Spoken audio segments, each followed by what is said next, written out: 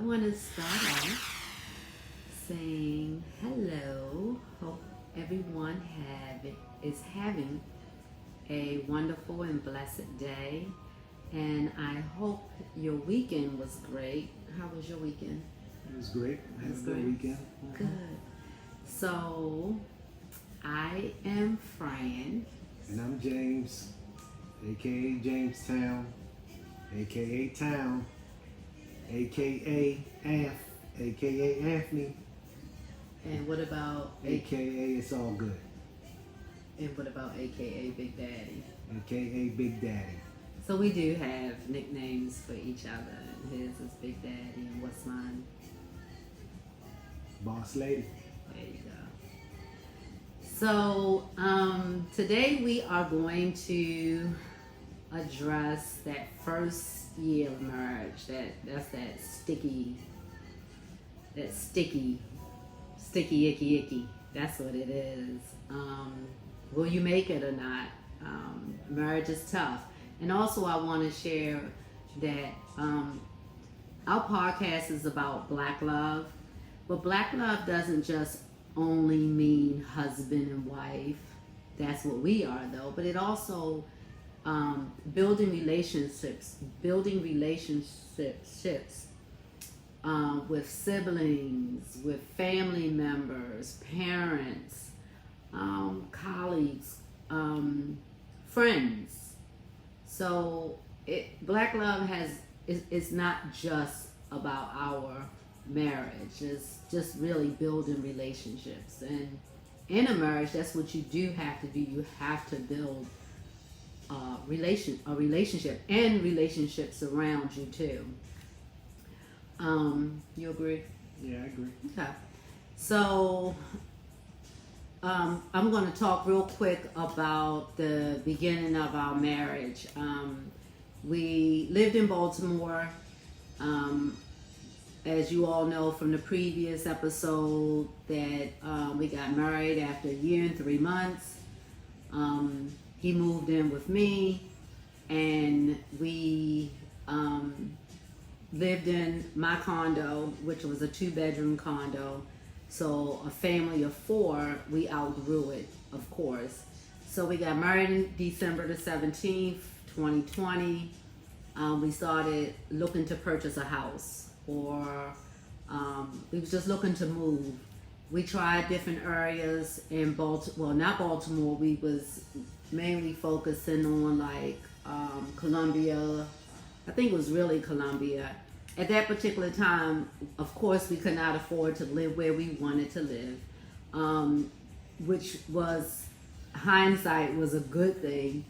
But we, because James you had been in the military for about 17 years, so he was in the thick of his career. And so we migrated down to Fredericksburg. And the reason why we moved to Fredericksburg, Virginia, is that's what we could afford. So we had a house built. It was a townhouse, brand new. And just for the record, us being relatively young, we was 36 years old. We had our first, both of us having our first, well, that was my second time having a real estate agent. But my first time having a Caucasian real estate agent. And this particular real estate agent, because of the income that we had, she said that we had to purchase a pre-owned home. And so we was looking like in PG County, and we just saw some horrible homes in PG County, and that just wasn't going to work. And she also had shared with us that we would never be able to buy a brand new, built from the ground up home. We didn't know PG County or Prince George's County at the time. So there's some very affluent areas in Prince George's, some very nice developments. We just didn't know anything about them. And our money and we were trying funny. And we were trying to stay, close to 95, 495, so that I could get back and forth to work. So she told us that again, we could not afford a new home, brand new home. And I'm like, sister, well, she wasn't a sister. Well, she wasn't a sister. So, you know, when she told me that, I quickly fired her because first what you want to do with your client is work with them, not just outright say, you know, y'all can't afford it. So anyway, we migrated to Fredericksburg, Virginia. We found the townhouse brand new. I decked it out the way I wanted with pink countertops, columns. The pink countertops did hurt us in the long run because when it came to resale, nobody wanted to buy a house with pink countertops. Don't do it. But baby, he was so wonderful. Don't do it. He let me get pink countertops. So I have had, pink is my favorite color, so I did get pink countertops.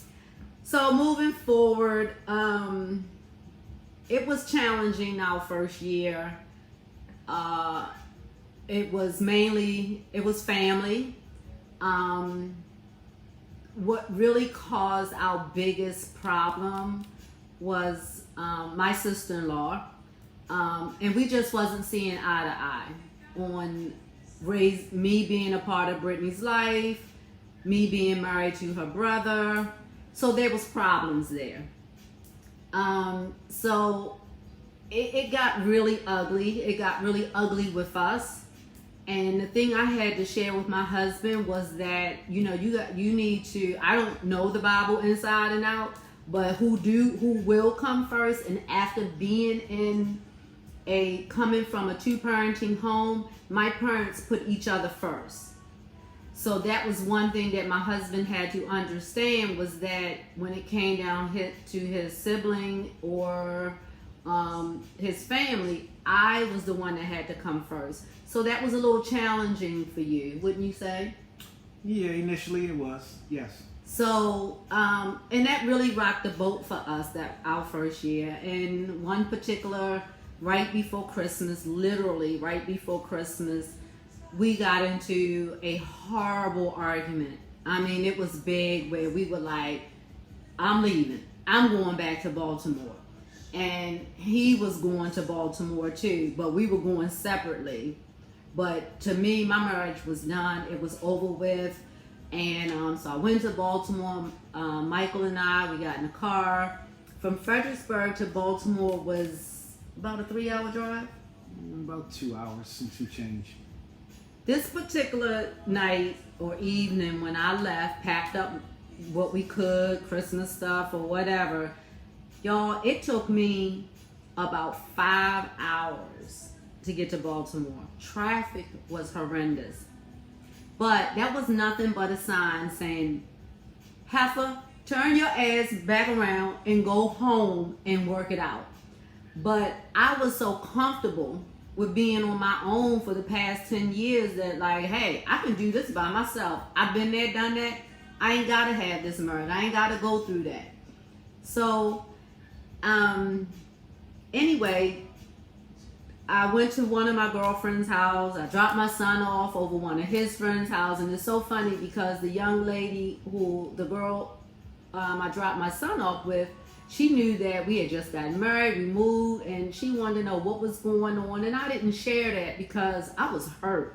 I was hurting inside because I wanted us to be breaking up for reasons of ours, not outside reasons.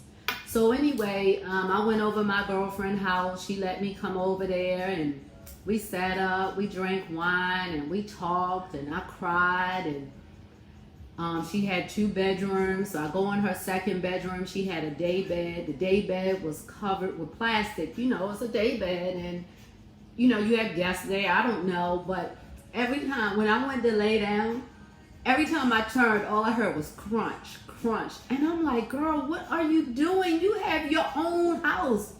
Your own house. Why are you here staying in someone else's bed? What are you going to do next?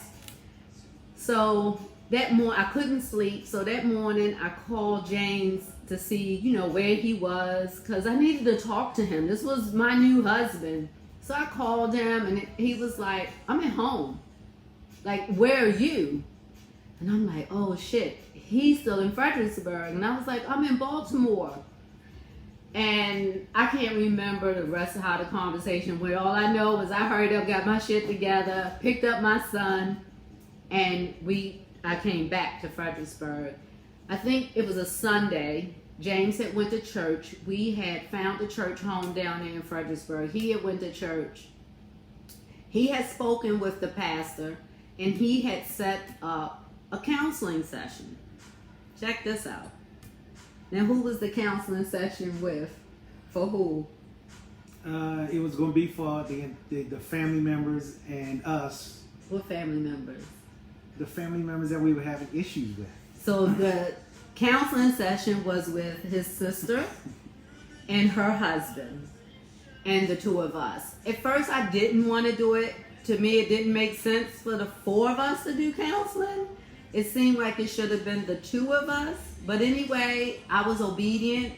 You all know I'm a very submissive woman and I'm obedient. So I did agree to do this counseling session. Well, it was a complete fiasco, wasn't it? We got nothing accomplished. Yeah, I guess you could say that. But explain to them how you were feeling too. I just thought it was time to have an intermediary, someone that could come in and talk and not be biased, someone who would lend their opinions, give us some guidance, someone that could make us see maybe a different viewpoint based on the way that we were, communicating with each other. So that was my whole thought process behind us all coming together. Talk it through, work things out, and live happily ever after. That's what I was. That was my goal. Okay. Hey, anybody out there have had any challenges in their first year, or you know someone that's just got married? Click like and share this video because it is tough. It's not easy, and all kind of things can, come in and just have y'all all out of sorts. What we had to determine, or what we had to come to terms with, was that James had to realize that I come first. I put him first. I put him above my son. And honey, that was tough. That was so tough to do. But I did it. I wanted a successful marriage. I wanted this marriage to work. I prayed for this man and I wanted it to work. So did you come to terms with that and realize that? Yeah, and I understand, coming from a Baptist religious background, I understood that once you get married, the two of you join together, and the bottom line is that you bring that relationship and it becomes as one, and everyone else has to come second, right, in order for things to work. So at that time I was trying to balance family and also balance a new marriage, and so I might have made some mistakes, and I might have gone about things the wrong way, but I truly believe that you have to work things out, communicate and talk to one another, and I think that's what we did, and that's what helped us get to the point where we are today. I still believe that family is very important. Oh yes, most definitely. And I believe that when it comes to relationships, sibling relationships, that you have to work on them also and continue to do the things that is necessary to show that love and that respect. And I feel like I do that, and I have done that ever since I've been married. And so I don't want anyone to get the wrong perspective about our conversation at all, because I believe that you are making a very valid point. Our relationship and our marriage is very sacred, right? So you come first, I come first. Yes. And then our kids, and then our family. Yep. And that's how we live our lives. So yep. you know, and we can discuss it further. We would love to get some feedback and comments about that, but that's how we've been moving. Yeah, it's sticky, it's tough, and we still deal with situations dealing with family on both sides. But I'm going to say this: one of the best things that God could have did for us was to guide us in that direction of moving away from family. Moving away from family. One thing, when we were in Fredericksburg, when we would get into an argument, it wasn't so easy for me to jump in my car and go be with a girlfriend, because all my girlfriends were in Baltimore. And the same thing for James. It's just not that easy. So it forced us to stick it out, to work on our problems. You know, when we would get mad. And do you remember too, you used to give me the silent treatment? Yeah. Man, y'all, whoever do the silent treatment, y'all stop. Cut it out. It don't make sense to me. Silent treatment. I'm having a conversation with you. I'm talking to you and you don't respond? Oh my gosh. If that don't give me a rush to just piss you off even more. I've met people that share with me, oh, I don't go without talking to my boyfriend or my husband or whatever. We go 2 or 3 days. I was like, not talking to each other? And they'll be like, yeah. And I'm like, under the same roof? And they're like, yeah. I'm like, ain't no way in the world. No. I got to talk to this man. This is my best friend. And it comes with growth. And It does. And it comes with, you know, maturity. Yeah. And so those things you had to learn, and I had to learn those things. I used to sit on his lap. It did no good for our relationship. He used to try to not talk to me. Girls, he would try not to talk to me, right? And he would be like, I'm not talking to you, or just wouldn't say anything. Girl, I put my butt up there on his lap and be all in his face, and he'd be so mad with me. Now, and years on, because I couldn't stop doing it. Who else am I going to... First of all, everybody likes to hear something bad about your relationship, about your marriage. So the silent treatment is like, okay, well, he's not going to talk to me. Let me get on the phone and call my girlfriend and gossip to her about what's going on in my marriage. So now she gets mad with my man, and then me and him make up. And then that heifer want to talk bad about my boo. No, it's not going to go down like that. So the best thing for you to do, a lot of times women, keep your mouth zipped. Because they're going to hold their opinions. While, you know, you just wanted to vent. So I didn't do that for the most part. I vented to my husband, you know. So he couldn't give me the silent treatment because I'm just going to... And the head rocking and the doing this and that, all of that. But never cursing. I never called him out his name, and I never cursed at him like that. It's just, you know, yes, voices do get elevated, because one thing we did not understand was how to take turns communicating, talking. And that's something that we learned how to do that first year. Was like, and I had a relative of mine tell me that y'all don't hear each other, because the minute he started talking, you want to jump in. No, it didn't happen that way. How about whatever, you know, what we do now is, and have been doing, is when we are having a conversation where we are disagreeing with one another, he talks, I listen, and I listen, and then I'll be like, okay, now is it my turn? And he'd be like, yep. And then I'll talk, and he listens. But at least we heard one another. We got to hear each other. When you're yelling and going back and forth, nobody hears anything. And that's the hardest thing, trying to, when you are communicating, is listening. Listening is the hardest part, because even if you aren't talking, and I was bad for this, and I had to learn how not to do this. Even when she's talking and trying to communicate and say things and get a point across, I'm not really listening, because I'm in my mind, I'm thinking what I'm getting ready to say next. And all I can think about, I'm going to say this and I'm going to say that. I'm going to say this, I'm going to say that. As soon as it's my turn, now I missed everything that she said. It didn't. And so when it's when it's all said and done, it's like I really didn't catch what she was saying, and a lot of the stuff made sense. So you really have to focus on listening. Listening skills are very, very They can important. take you a long way. Very important, no matter relationships, personal, professional life. So she's making a very good point about that. And there was an activity that we did. You may not remember, or you may, I'm not sure. The first year, what we did do also was once a week, we would put phones down, couldn't answer no phones, cell phones went down, children cannot interrupt us. But what we would do was once a week, he would write down like 3 to 5 things that I did that he liked or he disliked.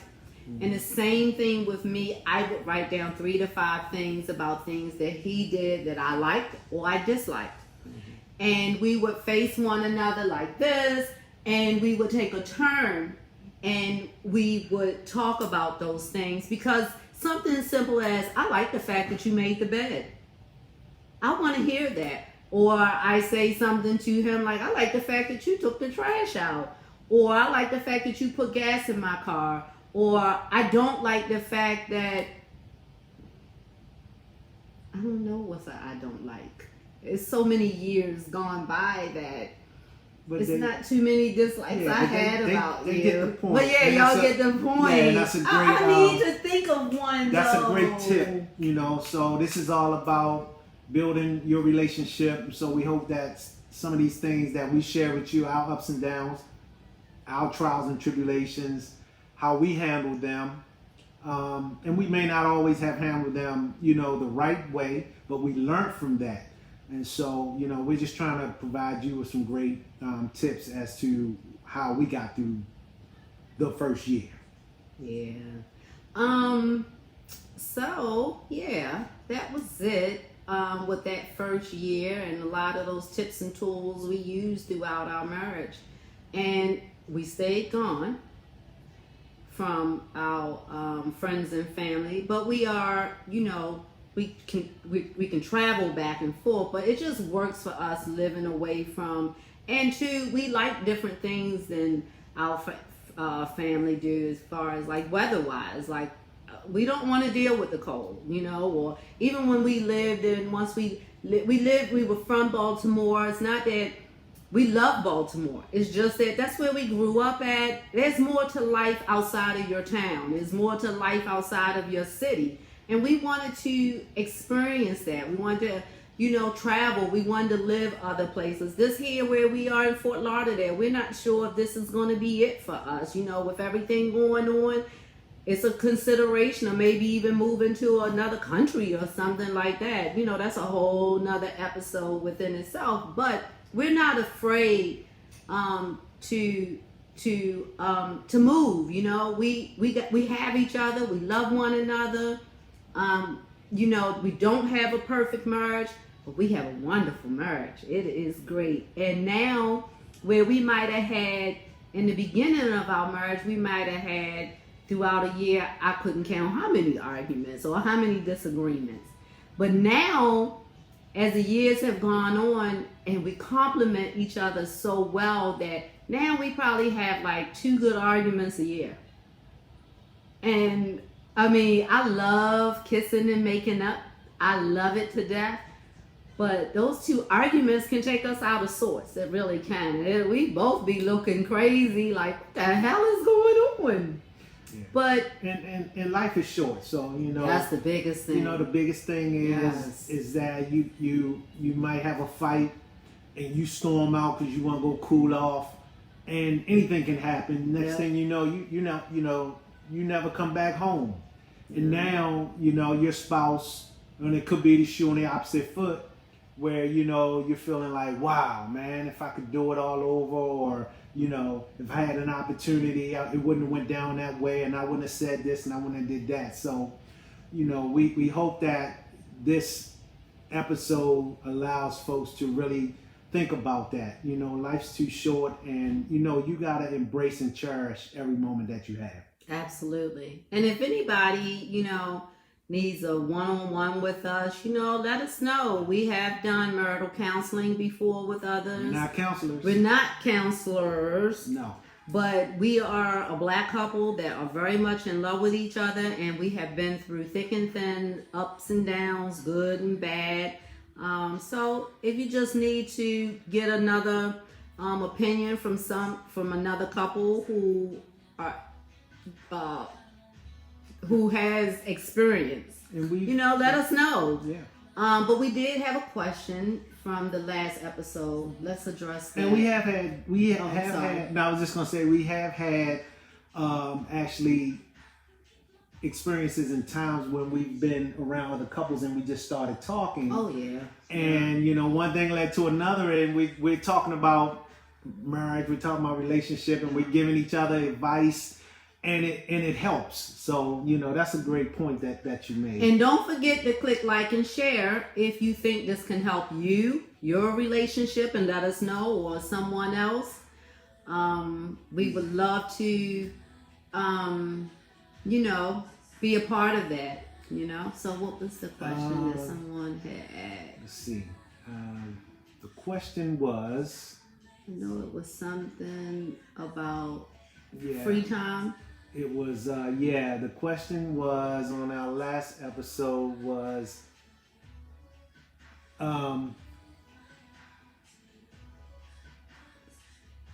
we were talking about date night. We were talking about being submissive to one another one day a week at a minimum. And the question was, well, what day do you have for yourself? Okay, what day do you have for yourself? Oh, and before I address that, Friday, Submissive Friday. I would love to hear what some of you ladies or you men did. Well, ladies, what did you do for your significant other for Submissive Friday? And fellas, you could share as well. Yes. Yeah. Yeah, what your lady did. Yeah. And I think it's, before you answer that question, keep thinking about it. Okay. It's time for it's time for us to pay some bills. It's time time for us to pay some bills. We want to thank our sponsors. Today's sponsors are none and only us. So our first sponsor is Jackson Support Services. We do business as JSS. We are a service-disabled veteran-owned small business. We help other small businesses who are looking to go into the federal government space. Mm-hmm. We also have a health division that my wife runs. So if you're interested in health and wellness, you contact Fran. Flu season is coming up, guys. And we definitely can help you out. You need me. Yes. You can get all that great information, anything health-wise. From Ms. Jackson. From MsJackson.com. MZ like zebra. Jackson.com. And then our website, our main website is JSSconsults.com. Awesome. We got some bills paid. Yes. Thank you. Don't forget, like and share. What day is for you? So, what days are for me? Mm-hmm. Guys, for me, no. I'm very clingy. So don't get me wrong, ladies, I do need some free time. You need a self-care day? But my self-care days I can do with you too. I get mani pedicures, we get our nails done, our feet done. Fellas, we do that too. The other thing is that mani-pedis, if you're not getting it done, self-care, you gotta handle business. I'm telling you. We do couples massages. Women like them nails. Oh yes, and them feet. They don't want them feet. Yes, man, get your feet done. Yes. You know what I mean? Yes. We do couples massages. That's still not answering your question. Right. My free time, and James mine's is normally going to the mall. Yes. I like going to the mall. I can be in the mall probably anywhere from 4 to 5 hours. I do like that time. I like to turn my phone off. That is my time. That's her self-care. Yeah. I would say, James, yours is your vehicle. Yeah. You like to be out there washing your vehicle. Yeah, I'm getting older. Detailing and those who know me from back in the day, I was hooping. I was a hooper. I'm retired now, so So I'm no longer hoop, but I still love the game. I've coached the game. I've actually officiated the game. A lot of people don't know that. I did all those things. But sports, I love sports. But I'm at the point now in my life where I enjoy just watching the game and then helping young adults from a coaching perspective. Coach, teacher, mentor anytime I can. And we have a 5-year-old grandson. I can't wait to start introducing him to sports. Excuse me. Introducing him to sports so that, that will be my next outlet. But I'm a fun going guy. So my self-care also right now, most importantly, because we live in South Florida, I want to go to the beach. And we do that together. We went to the beach yesterday. I'm ready to go to the beach again today. Just sit on the beach, chill. It's just something about being next to the water for me. So yeah, I hope we answered that question. Yeah, and it was one other thing. For me is my workout. I love yoga. I am a yogi junkie, a yoga junkie, whatever you want to call me. So I get my free time there. So this is what's been going on now. Like even up until we moved down here, like I had some girlfriends up in the DMV that I would hang out with, like First Fridays. I do miss First Fridays, ladies. Shout out to my DMV crew. Oh, no doubt. Shout out to the DMV. Yeah, yes. we definitely missed the DMV. We Yes. had some great memories up there. Yes. And we'll be coming back soon because we're definitely coming back for... Oh, we coming up. Jazzy We going Summer to Baltimore Nights. for my birthday. Shout out to Ron Finney, Jazzy Summer Nights. We Yes, coming. him and his lovely wife, Yes. Shawn. Yes. Yes, Shawn. Shawn. Yes, Yes. yep. We're So- coming. We're coming. We're going to enjoy ourselves and have a good time. Then we're going to get up out and be more. Yep, in there and out. So Yeah. we'll be up there one day and out the next day. Holla at us. Come on down to Yeah. Jazzy Summer Nights. Absolutely. So I hope that answered your question. We getting ready to get off of here.